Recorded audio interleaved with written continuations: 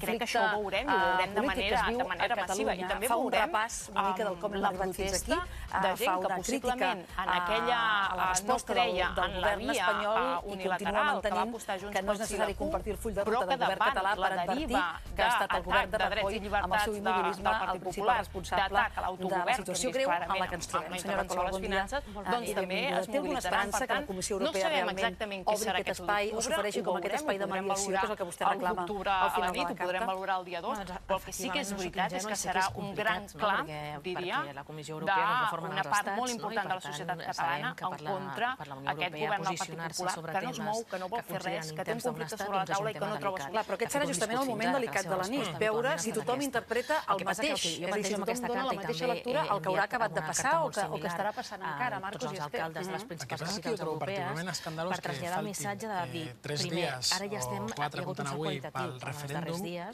ja no només estem en un conflicte polític entre la relació territorial entre Catalunya i l'estat espanyol, sinó que hi ha hagut una deriva autoritària, una retallada de drets i llibertats, que és molt greu, i que el projecte europeu precisament es va fundar per donar garanties en aquest sentit, és a dir, per garantir els drets i les llibertats fonamentals, per ser un territori de democràcia. Per tant, d'alguna manera, ja no és només una qüestió de Catalunya, tampoc és una qüestió només de l'estat espanyol, sinó que és una qüestió europea, perquè s'estan retallant drets i llibertats fonamentals. I si es retallen drets i llibertats fonamentals a Europa també té aquest problema, no és un problema de Catalunya.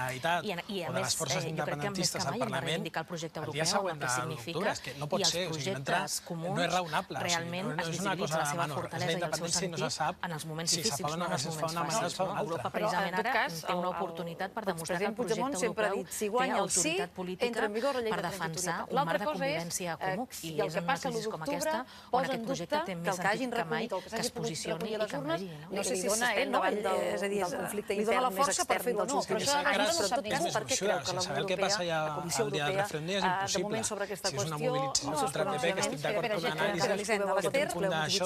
cada vegada no és un posicionament ni d'oferir-se, ni de mediar. No serà el tema clau de la nit, serà el tema clau de les properes setmanes, mesos, no sé si anys, veurem. Tot crec que depèn de què passi el dia d'octubre. Si realment és un referèndum que es pot considerar de manera general, que està fet en condicions i que es pot fer una lectura molt clara sobre el tema, o és una gran manifestació o mobilització popular, etc. No sabem exactament què serà.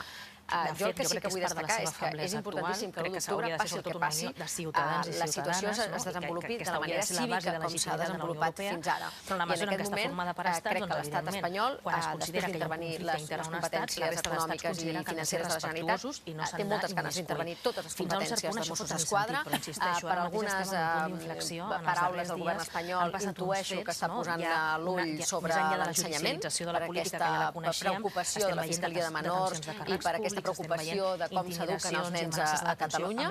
Per tant, crec que s'ha de ser extraordinàriament cautelós perquè els instruments coercitius d'un estat són molt poderosos. Per tant, crec que en aquest moment el que s'ha de fer, per exemple, és donar suport als Mossos d'Esquadra. Quan jo sento que els Mossos d'Esquadra el que escriuen és dir hem de garantir la seguretat ciutadana evitant provocar un mal major.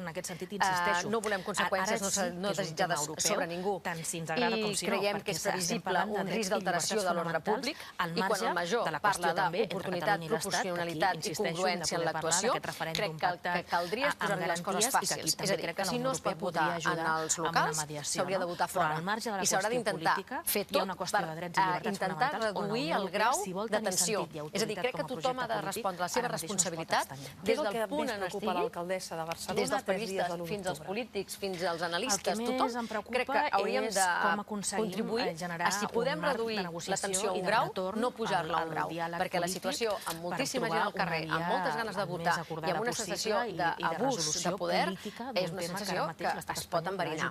No s'ha enverinat mai fins ara. Aquest poble ha estat absolutament cívic, però tindrem molts Mossos d'Esquadra al carrer, molts guàrdies civils al carrer, molta policia al carrer, i sabem perfectament que els mètodes d'uns i altres han demostrat al llarg dels últims anys que són diferents. Aquesta situació d'excepció, jo espero que d'octubre serà una mobilització massiva, exemplar i evidentment pacífica com han estat les que hem viscut a Catalunya en els darrers anys, i crec que tots estem treballant amb aquest ànim, que hi hagi aquesta mobilització massiva per dir que no permetrem aquesta intervenció de l'autogovern i aquesta retallada de drets i de llibertats, que aquesta no és la solució. Sí, molt ben matisat. A la política, i en aquest sentit, humilment com a alcaldessa de la ciutat, intento ajudar en allò que puc per afavorir aquest clima de diàleg i de retorn a la política. Per tant, que seria interessant aclarir-ho, que quedés clar que si el referèndum pot haver-hi d'ull. Però el govern manté que el dia 1 és un referèndum d'autodeterminació. Ara l'objectiu és fer el referèndum, que és el que s'han compromès i el que els empara la majoria parlamentària. I el denominar un referèndum. En aquests moments per aquesta llei. Què passarà el dia 1? És veritat, no sabem què passa el dia 1. Jo crec que és fàcil d'intuir que no hi haurà un referèndum. I entenc que es faci el màxim esforç perquè sabem que hi ha tota la policia, tots els guàrdies civils, totes les instruccions de TSJC, que són molt clares a les forces i cossos de seguretat d'impedir el referèndum, doncs és més fàcil pensar que no hi haurà referèndum que sí que hi haurà referèndum, perquè la instrucció del jutge del TSJC és molt clara i tot fa entendre i tot fa pensar que les forces i cossos de seguretat, Mossos, inclosos, compliran aquesta instrucció. Tenim 2.000 policies antiavalots al port de Barcelona, és una situació que no volem, que no desitgem, però està allà. Tenim també unes ordres contradictòries, ara mateix, per això, és un tema molt rellevant en el que deia l'Ester, de dir, bueno, la gent votarà al carrer, crec que es pot votar dins, categòricament què serà l'1 d'octubre, què passarà exactament l'octubre.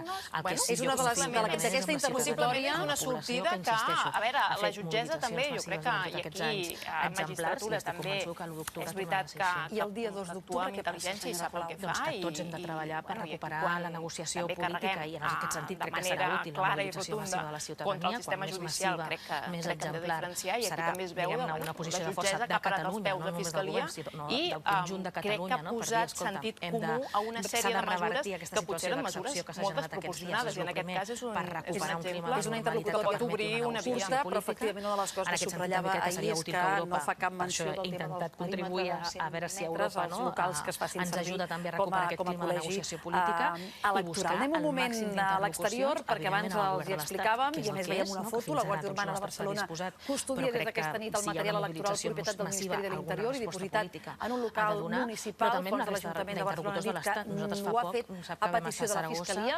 Per tant, podem anar-hi ara en directe. Això és el carrer Perú de Barcelona, i a la Montse Ferrer.